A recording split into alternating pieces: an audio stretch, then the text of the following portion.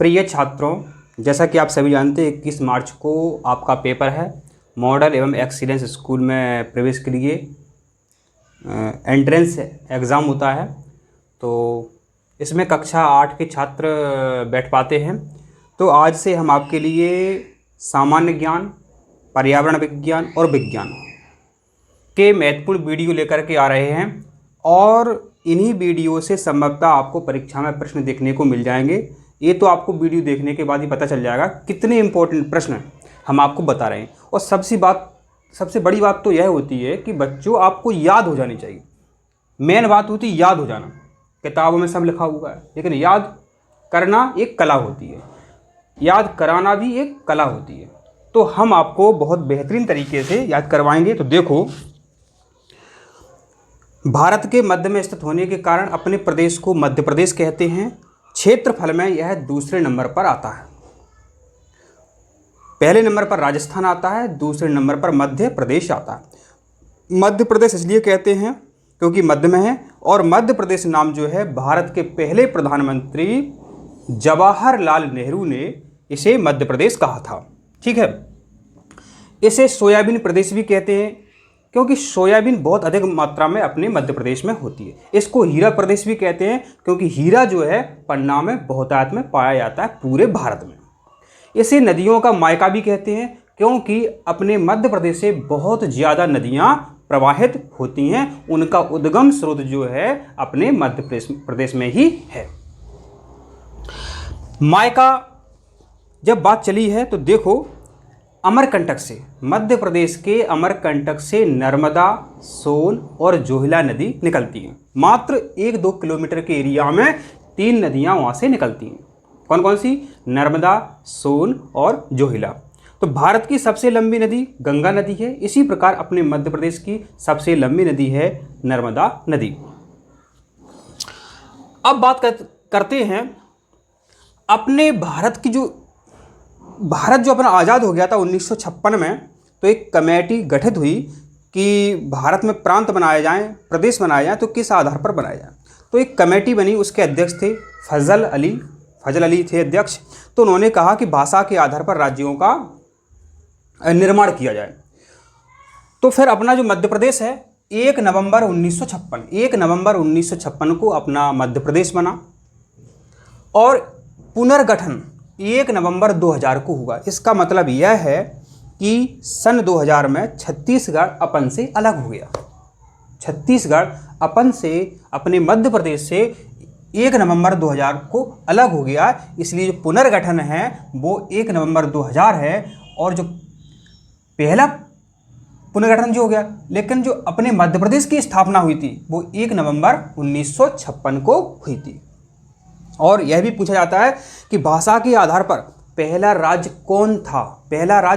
वो था आंध्र प्रदेश। बहुत इंपॉर्टेंट है, आंध्र प्रदेश पहला राज्य था। वो 1953 में ही बन गया था। वो कब बन गया था? 1953 में। अपना मध्य प्रदेश तो कब बना? 1956 में बना। अब बात करते हैं राज्यसभा की सीटें कितनी हैं। तो प्यारे बच्चों, देश को चलाने के लिए संविधान होता है और संविधान में वर्णित है एक संसद होगी। संसद किससे मिलकर बनती है? लोकसभा, राज्यसभा और राष्ट्रपति। लोकसभा, राज्यसभा और राष्ट्रपति। तो लोकसभा की कितनी सीटें अपने मध्य प्रदेश में हैं? तो देखो 29 सीटें अपने मध्य प्रदेश में। राज्यसभा की सीटें कितनी हैं? 11 हैं। तो पूरे देश के प्रदेशों से राज्यसभा की सीटें जाती हैं और जो विधायक होते हैं तो वो मिलकर के क्या है, इनका चुनाव करते हैं राज्यसभा का। ठीक है। अब बात करते हैं विधानसभा। तो विधानसभा की सीटें जो हैं 230 होती हैं। जो विधायक चुने जाते हैं, जो विधायक होते हैं, आपके क्षेत्र में विधायक होंगे, वो कितने होते हैं अपने मध्य प्रदेश में? 230। पूछा जाता है कि बताओ राज्यसभा की सीटें कितनी हैं? तो 11 है। लोकसभा की 29 और विधानसभा की 229। ध्यान रखो, 230। ठीक है। एक बार और ध्यान से सुनो। राज्यसभा की हैं अपने यहाँ 11 सीटें, लोकसभा की हैं 29 और विधानसभा की हैं 230। ठीक है, ये लिखा हुआ है यहाँ पर सामने। सोयाबीन प्रदेश कहते ही हैं, मायका कहते हैं, हीरा। तो अपने मध्य प्रदेश को हीरा प्रदेश इसलिए कहते हैं कि अपना जो पन्ना जिला है उससे हीरे का उत्पादन होता है। पूरे देश में सबसे ज़्यादा हीरे का उत्पादन जो है अपने कहाँ होता है? पन्ना जिले में होता है। पूरे देश में सबसे ज़्यादा हीरा कहाँ मिलता है? अपने मध्य प्रदेश में मिलता है। और मध्य प्रदेश में कहाँ मिलता है? पन्ना जिले में मिलता है, इसलिए अपने प्रदेश को हीरा प्रदेश भी कहते हैं। अब बात करते हैं इधर, देखो ये बहुत इंपॉर्टेंट है, हमेशा आता है। तो प्यारे बच्चों देखो, हमने इस तरह से इसको बनाया है। ये है एक वृक्ष, ये क्या है? एक वृक्ष है, बरगद वृक्ष है। ये अपने मध्य प्रदेश का वृक्ष है, बरगद, ठीक है। तो इधर जो हमने लिखा है वो अपने भारत से संबंधित है, और इधर जो लिखा है हमने अपने मध्य प्रदेश से संबंधित है। अब आपको देखो बहुत ध्यान रखना है कि ये वृक्ष है, ये बरगद है, और इस तरफ हमने जो लिखा है वो अपने भारत से संबंधित है, इधर जो है अपने मध्य प्रदेश से संबंधित है, ठीक है। इसको हम साफ कर देते हैं, फिर आपको बेहतर समझ में आएगा। ऐसा देखो, अब आपके दिमाग में एक चित्र बन जाना चाहिए। भारत का राष्ट्रीय पक्षी क्या है? मोर। ये वृक्ष है बरगद, यहां पर मोर पक्षी बैठा हुआ है, बरगद पर मोर पक्षी बैठा हुआ है। तो भारत का राष्ट्रीय पक्षी क्या है? मोर। भारत का राष्ट्रीय पक्षी है मोर। और देखो, अब छांव में, इस वृक्ष की छांव में बाघ बैठा हुआ है, बाघ बैठा हुआ है। तो आप समझ जाना भारत का राष्ट्रीय पशु है बाघ। यहां पर कमल के फूल भी खिले हुए हैं। तो भारत का राष्ट्रीय पुष्प, भारत का राष्ट्रीय पुष्प क्या है? कमल है। इसका वैज्ञानिक नाम है नीलंबो न्यूसीफेरा। किसका? कमल का। इतना नहीं पूछा जाएगा। इसकी छांव में कई व्यक्ति, कई लोग या कई लड़के हॉकी खेल रहे हैं। क्या खेल रहे हैं? हॉकी खेल रहे हैं। तो भारत का राष्ट्रीय खेल क्या है? हॉकी है। हालांकि ये आधिकारिक खेल नहीं है, लेकिन राष्ट्रीय खेल माना जाता है। तो क्या सीखा आपने? भारत का राष्ट्रीय पक्षी मोर है, और राष्ट्रीय पशु बाघ है, राष्ट्रीय पुष्प कमल है, और राष्ट्रीय खेल क्या है? हॉकी है। अब इधर चलते हैं अपने मध्य प्रदेश की तरफ, ठीक है। अपन मध्य प्रदेश की तरफ चलते हैं।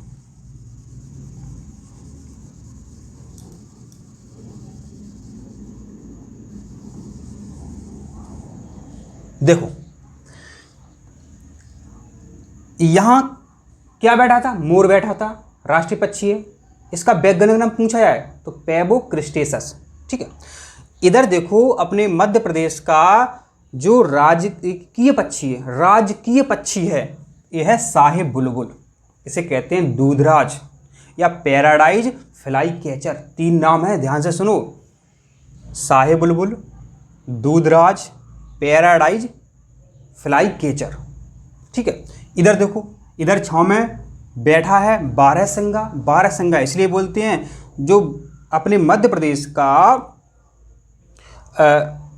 राजकीय पशु है, मध्य प्रदेश का राजकीय पशु है, वो बारहसिंगा है।